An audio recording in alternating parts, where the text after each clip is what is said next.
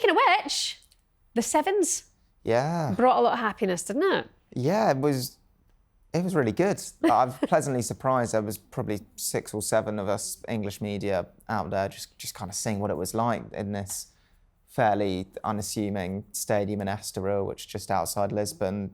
But inside it, you've got some of football's biggest teams and some of football's biggest stars playing. And it for something that I think when we first heard about it, 7-a-side tournament at the end of the season, you think, blimey, that sounds quite gimmicky.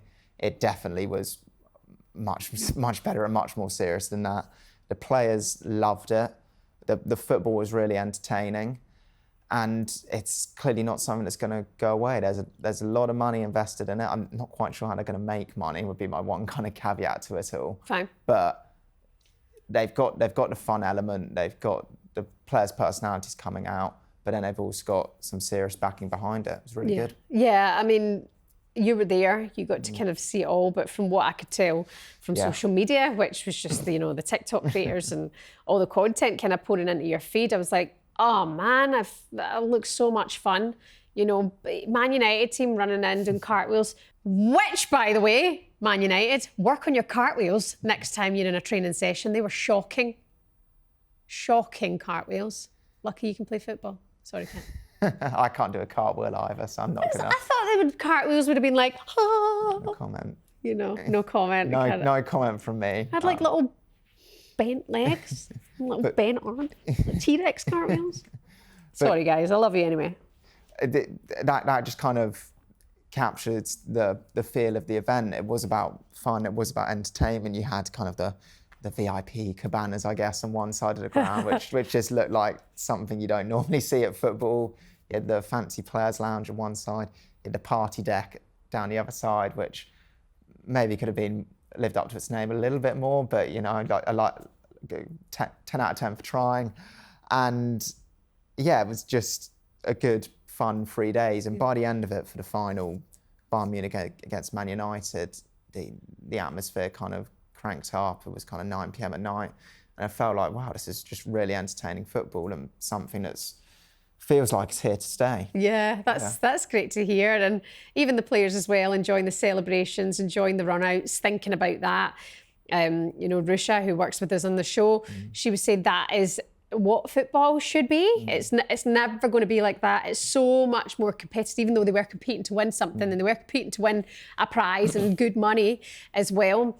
But actually getting to see the players enjoy it when it is another tournament was important as well. Because you're right to mention there was a lot of focus coming into this as the fixture congestion in the calendar. But it looks like they all had a ball.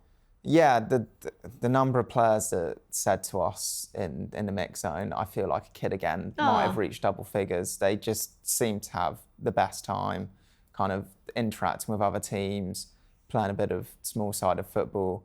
They seem to love it all. And then there is also, again, not to labour the point, but the money is significant as well.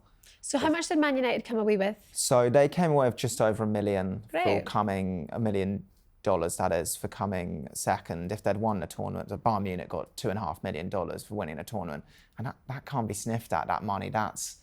You get £350,000 winning the FA Cup. I think Arsenal, for the whole season, get just over £1 million winning the Champions League. So we're talking about unprecedented prize money in women's football. And that's why I say with so much certainty it's here to stay, because you don't invest that much money in something and make that big a financial commitment if it's just a flash in the pan. Oh yeah, and money talks as well. Can only see that going one way. And that's the thing. And then Arsenal, I think, was it maybe Russo had done a press conference or potentially spoken to a member of the press saying that because of the Champions League, we wouldn't have been able to take part in it anyway, but you would expect to see more teams want to get involved in that next season. I think if you're watching it from the outside, you're like, yeah, it looks like great fun. I'd love to get down there.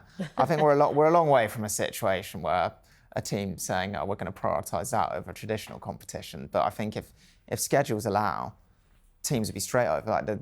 We're expecting the next edition of the Sevens to be in North America over November, December.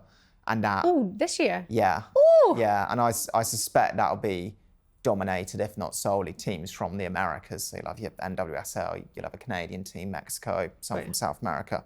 However, if the schedule aligned and World Sevens wanted a Man United or an Arsenal or a Man City, I think the European teams would consider it.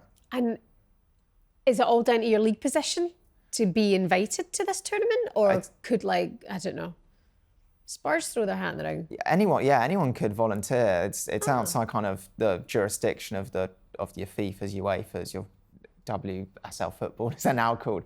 It's kind of outside their parameters. So in theory, if you're invited, you can go and take part. It's obviously a lot more complicated than that when it comes to balancing your existing fixtures, but there's no kind of qualification per se.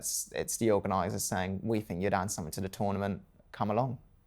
That sounds like great fun. Yeah, I was going to say it's the future, which makes it sound like it's going to take over women's football. I don't think it's going to do that, but I think it's going to become an increasingly prominent part of the calendar.